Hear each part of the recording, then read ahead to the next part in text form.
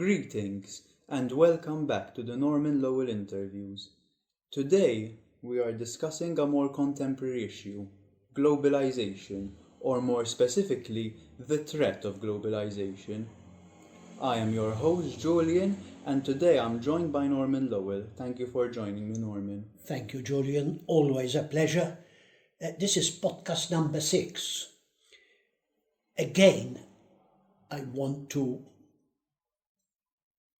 stress or invite our adherents to diffuse these podcasts as widely as possible, because these are our legacy. They form a 360-degree outlook on the world. They are the basis of our political philosophy. So, podcast number 6, the threat of globalization. Millions of television viewers around the world watched with amazement the Geneva riots in 2001 by thousands of seemingly idealistic youths. The message that came across from the world's controlled media was that these youngsters were protesting against the G8 and globalization in favor of the oppressed and downtrodden peoples of the Third World. The Seattle's youngsters, as they were called, screamed their demands to the world leaders. Abolition of debts owed by the poor countries of the world, billions of dollars loaned by banks, owned by shareholders, all of us, who will have to forsake our earnings and further investment.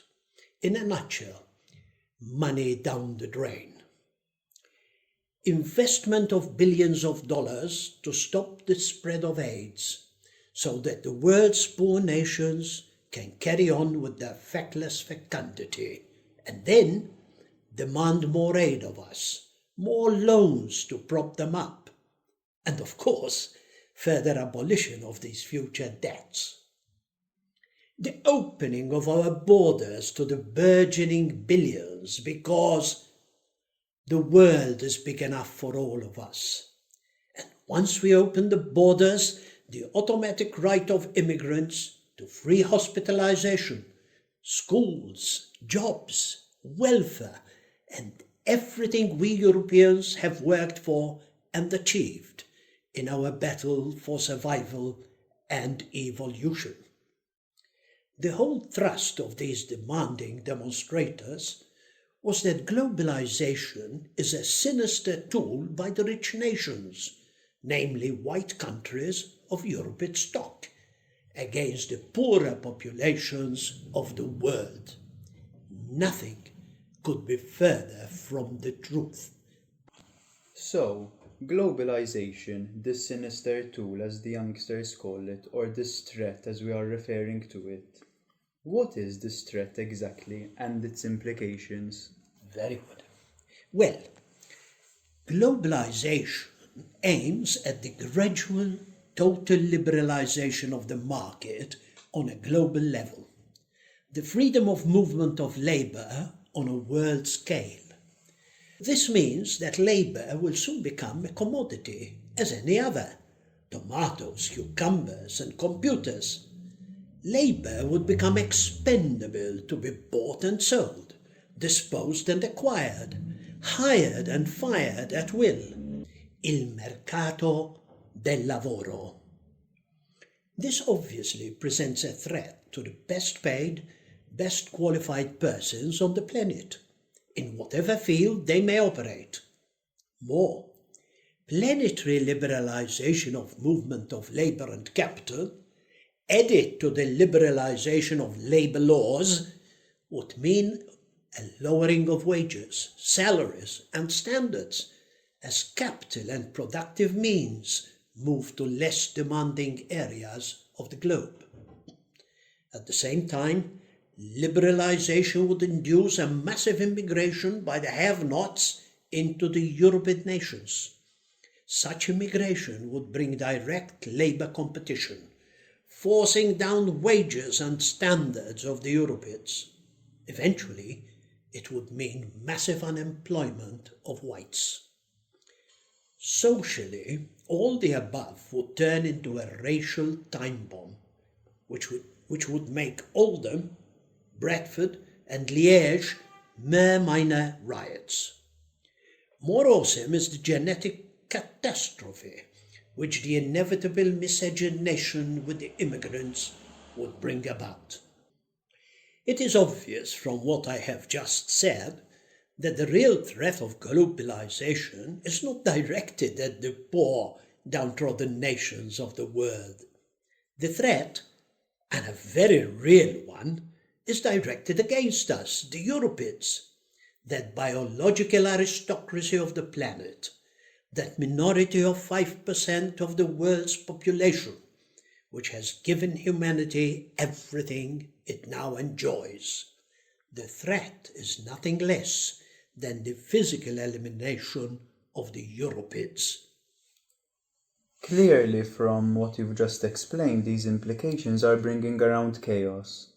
Could you explain who's gaining from all this chaos? Yes, cui bono?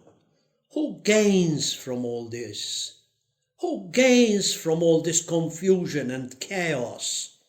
Who is behind the willful destruction of the highest civilization ever to grace this planet and graze the moon? What is there to gain from the lowering of standards, wages, and the very rule of law? Well, as Disraeli himself once said, the world is ruled by unseen hands. The politicians we see strutting about on the world stage are but passing stooges, puppets in the hands of immensely powerful clans, who are in power not for a mere 4-year democratic term, but for generations. The world leaders we saw whining and dining at Geneva are mere passing politicians, small fry doing the bidding of those behind them, the plutocrats. These international manipulators, whose dream is a one-world government, with themselves lording over a multi-racial planetary mass. A tiny group of plutocrats would become masters of the planet, picking and choosing the right labor for the right job, wherever it suits them, paying the very minimum wage which cutthroat competition will permit them to impose. A group with a burning sense of mission for world power, an incredible disdain for the rest of humanity, a humanity reduced to a world population of ruthless, obedient slaves with no sense of ethnic identity, squabbling amongst themselves and ruled through the incessant filth of the media. Lemmings, couch potatoes with no mind of their own, ready to acquiesce, to sink ever lower, to procreate, consume, and obey. In this regard, it is noteworthy that the world's media, controlled by the international manipulators, racially exclusive and ethnocentric themselves, pushes miscegenation both in the entertainment field as well as the news. The target are young white women who are induced to cohabit with blacks. White male youths are deracinated, morally disarmed of their ethnic and racial pride. Mixed couples are made to look cool and doing the in thing. Crime by blacks on whites, statistically overwhelming when the two races live together, are covered up or downplayed. White crime on blacks, though few, are exaggerated and overplayed. Whites are made to look cruel, callous, stupid and mean in the media, while blacks are portrayed as heroes, victims and role models. Throughout the news, the tribe, who form the majority of the international manipulators, are portrayed as an oppressed, long-suffering people, to whom the world owes an eternal debt. Palestinians are terrorists who must be hunted down and exterminated, even if this should mean a real Holocaust of 6 million Palestinians. So, this tribe, these plutocrats, as you have described them, you've said they are hiding behind world leaders. So to say, our world leaders are acting as a smokescreen. What is this smokescreen behind which the enemy hides? Correct. The smokescreen for this sinister plan are the Third World, famine, the world's poor, debt by poor nations, AIDS, racism of whites towards blacks.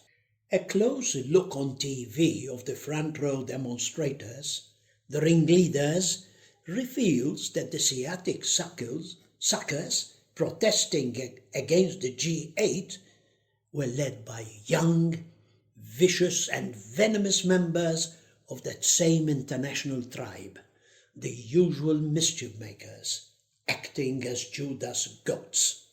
In Italy it was the same, with Casarini, Casas, inciting youths, calling out for war. Today it is the same with Antifa. For those of us who remember, it was just the same in the USA in the 60s. Then the smokescreen was the Vietnam War. And the terrorist organization at that time was the Weatherman Underground Movement. Its members planted bombs all over the USA, killing dozens of innocent people. The Weatherman leadership was entirely tribal, all rich members of the usual tribe, young university graduates with affluent parents living in exclusive suburbs. A case in point was Dorn, convicted for 25 bombings which killed and maimed many. Tribal Judge Saraya gave Dorn 3 years probation, stating that she has already suffered much. Today, the Seattle dupes unwittingly aid their very enemies. Those young suckers do not realize that it is themselves and their children who are the target of this sinister world force, this Moloch. It is themselves who will be first out of a job, their children who will see their standards of living plummet to that of the Third World. The Seattle youngsters are today prime lemmings. So, from what you've described, this smokescreen is very intricate, very interconnected. Finance, wars. What is the crux of all this underlying cause? So important. It is the apex of capitalism and communism. Let me explain. 2 senseless world wars, instigated, manipulated, and perpetrated by the same international manipulators, left the European bled white. The emerging victorious ideologies were liberal capitalism and Bolshevism, 2 sides of the same coin. For liberalism, parliamentary democracy, socialism, communism, and the modern tyranny of plutocratic capitalism, ostensible enemies have the same matrix, the same goals: anti-hierarchy, anti-spiritual. Now, this is important, what I'm about to say. It's the whole thrust of this podcast. Today, communism and financial capitalism meet at the highest point. The apex of communism today is nothing else than the multinationals. Huge conglomerates with a multiracial, unseen board of directors, more often than not manipulated by 1 or 2 of the usual tribe, operating from some unreachable hidden headquarters. And below them, far, far below them, millions of shareholders, blind as to the operations, the machinations, the goals of their all-powerful, mysterious Moloch. The quarterly document denoting the dividend keeps the millions of minions contented and quiescent. Today's multinationals are nothing else but the meeting point, the convergence, the apex of both communism and capitalism. You must understand this. In the approaching global free market, millions of whites will go unemployed. The first to be hit will be the best paid, and so on, till the effects of globalization finally trickles down to the very bottom of the barrel. Waves of third worlders will swarm in and take over our jobs, only to be replaced by even more destitute populations, till the lowest level of wages and salaries would be reached for each category of jobs. And this is already happening everywhere. In Assam, India, the native population, though one of the poorest in the world, is losing jobs to neighbouring Bangladeshi immigrants. The Indian police do not have the means to track the thousands crossing the frontier every week. Indian capitalists regularly corrupt the police force, which turns a blind eye. Assam Indians, jobless and in desperation, are hacking to death the Muslim intruders by the hundreds. A clear case of ethnic cleansing ignored by the controlled media. And in Europe, look at any high street where the butchers, the bakers, the grocer, the fishmonger, even hardware shops are hard to find. In the country areas, bank branches are closing. Small manufacturers can no longer compete, and they go out of business. Everywhere, the original inhabitants are being elbowed out by swarming immigrants, ready to work longer hours at lower wages. Okay, so far, Norman, you've described to me the threat, what's behind this. We've now arrived at the last question. I wanted to conclude by asking you, what is the solution to all this? What is the solution then? What is the solution to the G8, to globalization? Simple. The answer is globalization. But a globalization with a difference. A globalization of the European race. A racial globalization.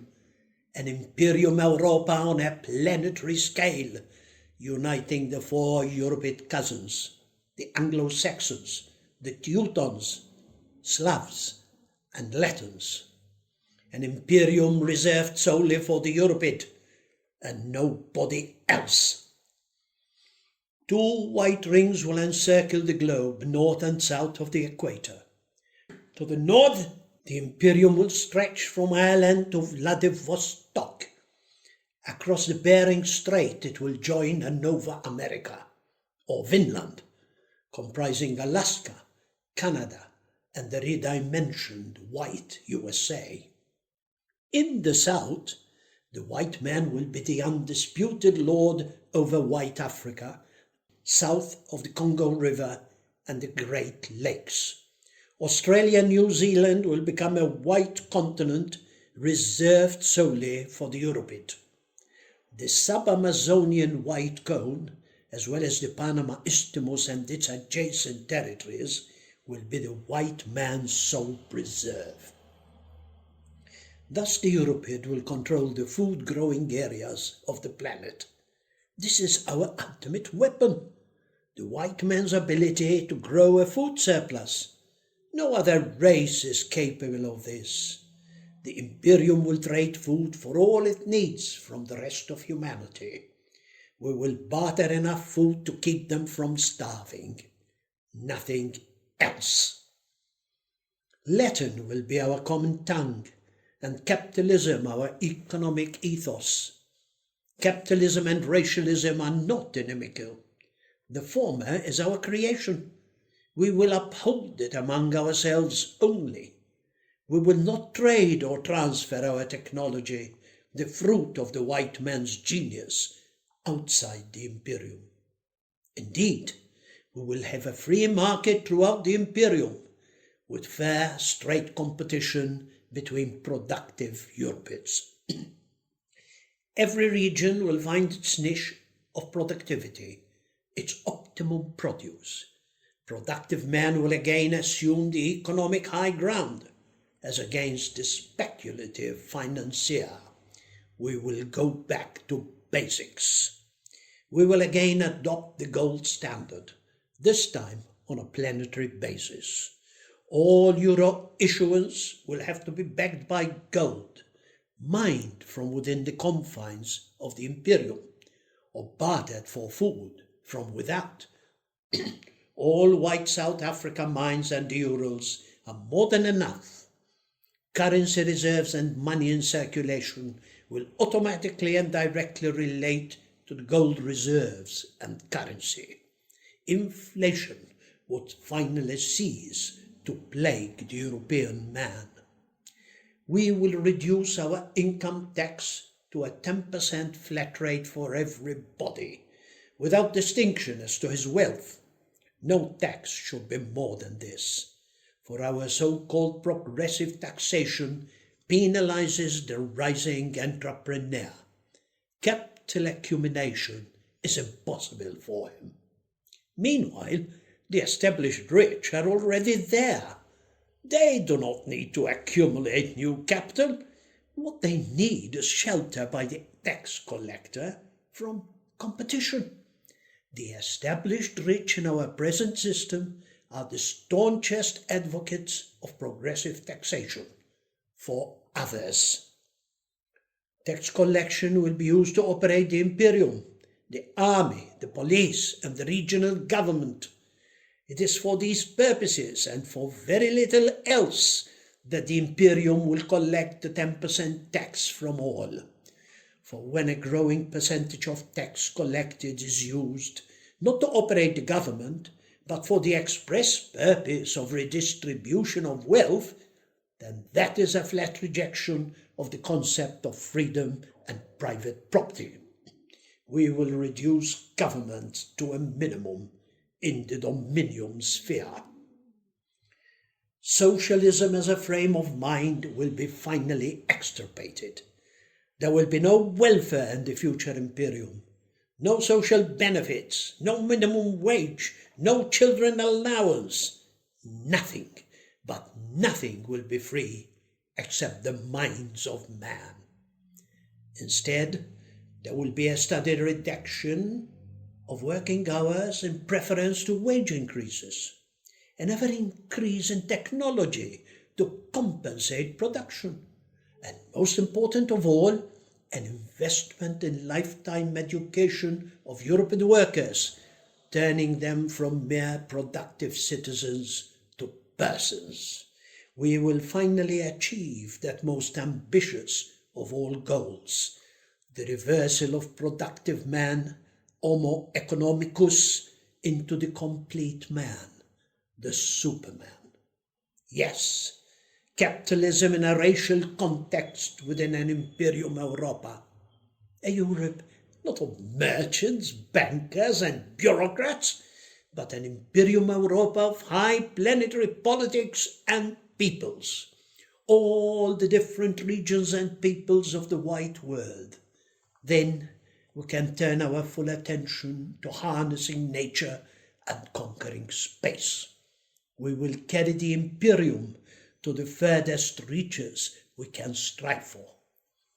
Ave! Thank you, Norman. That concludes our 6th podcast on the threat of globalization. For those who listen to this podcast and are interested in joining Imperium Europa, you can email info@imperium-europa.org. I think I can leave it here. Thank you once again, Norman, Pleasure. and we wish to have you with us next time. Thank you.